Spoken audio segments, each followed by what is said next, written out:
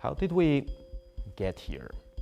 And how unique is this global economy with respect to previous globalization periods?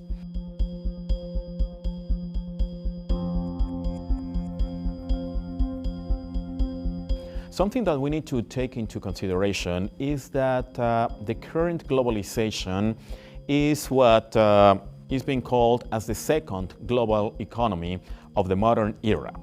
The first global economy started in the late 19th century and ended in the year of 1929. Now, let's look at this graph and see how this has evolved. First, as you see, the integration of the global economy, that is what you see in the vertical axis, started in the years of 1880s.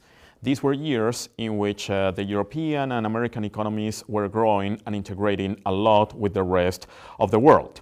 We see it slowing down in the year of 1914, and then it stops growing in the year of 1929.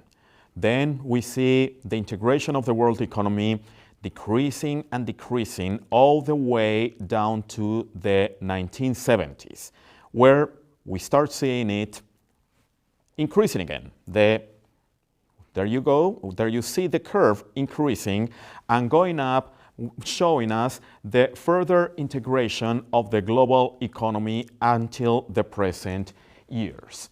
So, why do we see this pattern? Let's go by parts. It's been said a lot, and we actually mentioned it in our last lesson, that technology is a main driver of globalization. That is true. Technology helps globalization. But as we saw in the graph, even when technology was improving, globalization was not continuing. More technology did not necessarily mean more integrated economies. So what determined the either integration or disintegration of the world economies? Politics is the answer. Let's look at some of the important elements that stopped the integration of the global economy despite the fact that technology was improving. Again, during these periods, the periods that we saw, ships were getting faster, communications were getting better, airplanes were getting better, and the economies were not integrating with each other as they were before. So what were the main elements that led to the slowdown and final fall in the integration of the world economy? The first one is World War I. The economies of Europe and the rest of the world were integrating with each other like never before. And in fact, it has been said that the economies of France and Germany were more integrated in the year of 1913, meaning the year right before World War II, than in the year of 1995.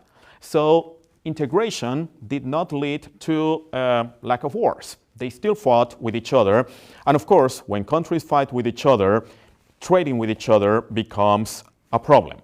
Now, during World War I, most leaders of the world thought that, okay, this was an interruption in world trade and flows of capital, but once things went back to normal, well, everything was going to be back like before. Up to a degree, that was true. However, we start seeing some signals of things changing. 1917, we start seeing the political situation in Russia changing. That started a process that eventually led to Russia turning into the Soviet Union, with other countries that were acquired, and adopting communism, basically separating itself from the rest of the capitalist economy of the world. And second, and more importantly, was the Great Depression of 1929. This event led the governments and many politicians of the world to advocate for policies that were protectionist in nature. Basically, they started talking about more protecting jobs in their home countries rather than promoting trade. And this led the capitalist economies to look more inward than outward, leading to a process of disintegration of the world economy. And just when things were going that way, later on in the 1940s, the Chinese had their communist revolution, and they also withdrew themselves from the world economy. So we have Russia, the biggest country of the world, withdrawing itself from the world economy, not as integrated as it was before, and then China, the most populated country of the world, with 25% of the world's population, turning their backs to the world economy, while the capitalist countries were imposing protectionist measures to protect jobs and basically distrusting free markets as a source of general welfare. So this was a situation that, again, leads us to explain why, even though technology was still getting better, the world was becoming less and less integrated. So when did things start changing? As mentioned before, the world economy had deintegrated, and despite all the technological changes, they were not as integrated as they were before World War I. Several things need to be taken into consideration. The first one, and the most important one probably, is the adoption by the Chinese Communist Party of market reforms. Leader Deng Xiaoping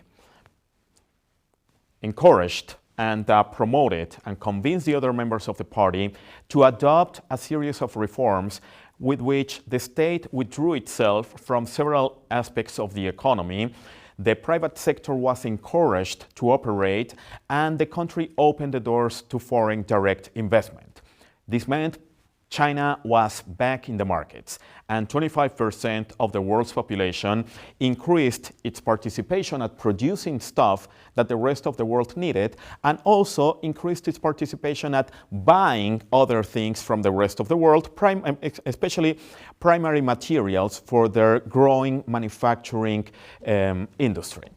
A second important aspect was the fall of the Soviet Union. All of a sudden, the Soviet Union disintegrated itself. Several new countries emerged out of the previous Soviet Union, and Russia, still the largest country in the world, came back to the world economy as a major participant. We see corporations like Gazprom, for instance, becoming major players in the world economy.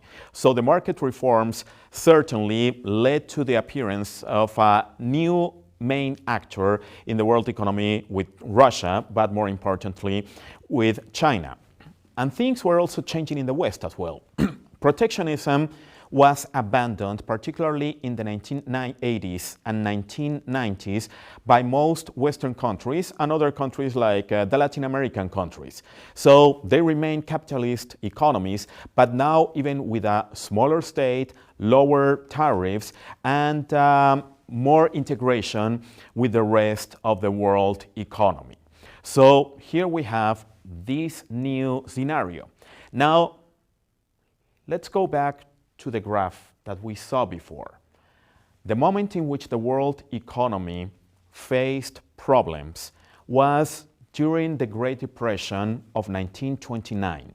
This led to the rise of nationalist movements, xenophobic movements, and protectionism all over the Western countries. When the historian that created this graph, Jeffrey Jones from Harvard Business School, created it in the year of 2005, he predicted the process of globalization is not unstoppable, no matter how good the internet is or the existence of global value chains. We just need another economic crisis, and it's probably that protectionism, nationalism, xenophobia, all these factors will come back. Just 3 years after this graph was created, in the year of 2008, the world faced the greatest financial crisis it had faced after the Great Depression. And right after that, we start seeing gradually growing movements calling for protectionism, nativism, and a more inward-looking type of policies rather than integration with other economies, which was accused, a process that was accused by those new movements of creating unemployment or threatening certain cultures of certain countries. So we don't know where the world economy is going to. We might not go to the disintegration as we saw it between 1929 and 1970s, but there's something going on that as people interested in participating in the world economy, we need to take into consideration.